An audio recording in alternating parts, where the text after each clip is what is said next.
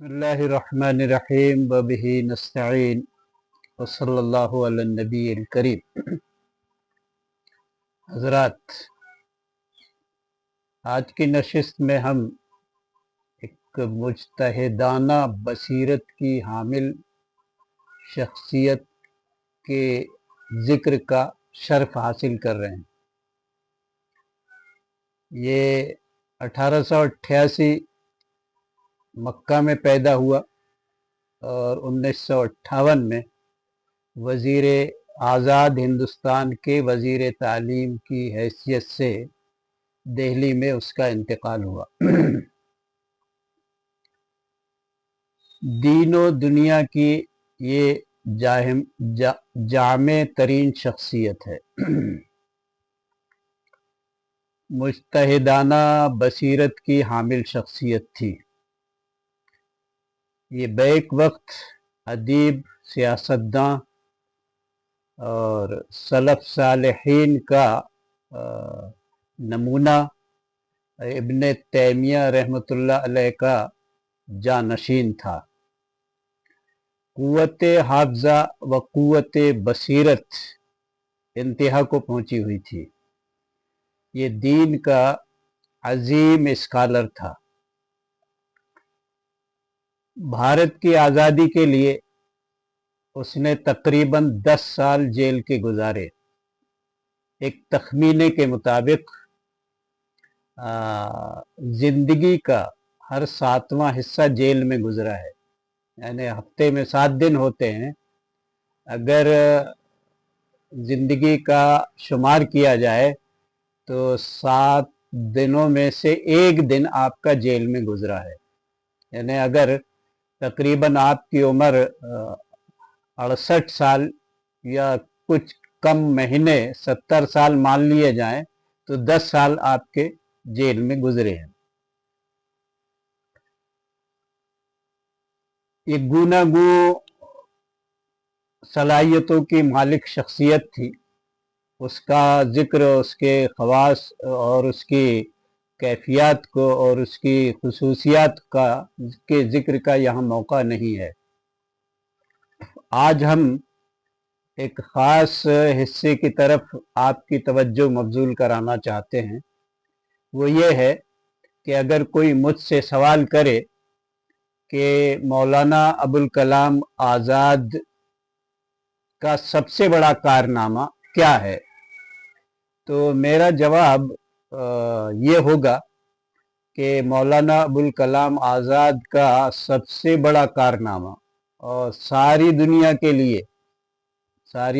के इंसानों के लिए सबसे बड़ा कारनामा अबुल कलाम आज़ाद का ये है कि उसने तर्जुमानुल कुरान जिल्द अव्वल यानी सूरे फातिहा की तफसीर की शक्ल में पेश किया है। सूरे फातिहा की इस तफसीर की बाबत हम ये अर्ज करेंगे कि ये इंतहाई अहमियत की हामिल तफसीर है। इस तफसीर को हर तालिब इल्म को पढ़ना चाहिए और हर आलिम दीन का कम अज़ कम उनका इसका मुताला रहना चाहिए। इस तफसीर की खुसूसियत ये है कि इस जैसी तफसीर आज तक पूरी दुनिया में अरब व अजम में मौजूद नहीं है। पहले मैं इस तफसीर को पढ़ने के बाद, उसके मुख्तलिफ मकामात को देखने और समझने के बाद और दीगर तफासिर के मुताले के बाद मुझे तो यही अंदाज़ा था, लेकिन मेरे पास वसाइल कम थे तो मैं हतमी तौर पर इस ताल्लुक़ से कुछ नहीं कह सकता था। लेकिन इसी दौरान तकरीबन 2 साल कबल शेख उज़ैर शम्स, जो माजी करीब की कसीरुल मुताला शख्सियत थी, इस्तेहज़ार अपने ज़माने के एतबार से इस तरह का इस्तेहज़ार और किसी आलिम के अंदर मैंने नहीं देखा। और इस कसरत से मुताला मौसूफ ने किया कि उस तरह के कसीरुल मुताला शख्सियत मैंने नहीं देखी। उनसे जब ये सवाल किया गया कि जो उर्दू दा तबका है उनको किन किन किताबों का मुताला करना चाहिए, उन्होंने मुख्तलिफ मौज़ूआत पर मुख्तलिफ किताबों के हवाले दिए। लेकिन जो ख़ास बात जो हम तफसीरुल कुरान जिल्द अव्वल की बाबत आपसे करना चाहते हैं, उस बारे में सबसे पहले जब तफसीर का तज़किरा आया तो मौसूफ शेख उज़ैर शम्स ने सबसे पहले जिस तफसीर का हवाला दिया वो तर्जुमानुल कुरान जिल्द अव्वल सूरह फातिहा की तफसीर है।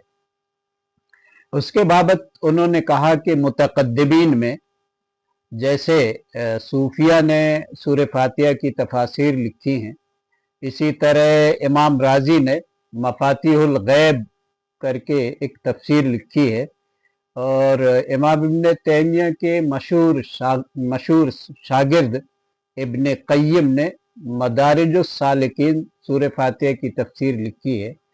उन तमाम तफासिर को अरब व अजम की और हिंदुस्तान की उर्दू, अरबी, फ़ारसी में लिखे जाने वाली तमाम तफासिर का मुवाज़ना और मुक़ारना करते हुए उन्होंने ये कहा कि इस जैसी तफसीर पूरी दुनिया में मौजूद नहीं है और आज तक मौजूद नहीं है, ऐसा उनका कहना है। तो मेरा यकीन मज़ीद उस पर हो गया कि यकीनन इस जैसी तफसीर दुनिया में मौजूद नहीं है। बहरहाल मैंने इस सिलसिले को इसलिए आप हजरात तक पहुंचाने की कोशिश की है, और मैं दरख्वास्त करूंगा तलबा को और दुनिया के तमाम उलमा को कि वो इस तफसीर का अपने इल्मी इजाफे के लिए ज़रूर मुताला करें। इस तफसीर के मुताले से जो एतमाद पैदा होगा, जो पढ़ेगा उसको अंदाज़ा हो जाएगा कि ये कितनी कीमती तफसीर है। मैंने बसा औक़ात मशवरा भी दिया है लोगों को कि वो मदारिस में तफसीर के ताल्लुक़ से इसको निसाब में शामिल कर दिया जाए। अगर एक मादे के तहत नहीं तो कम अज़ कम मुताले के तौर पर लाजिम कर दिया जाए कि इस तफसीर के जो मरकज़ी मबाहिस हैं लोग उनका मुताला करें।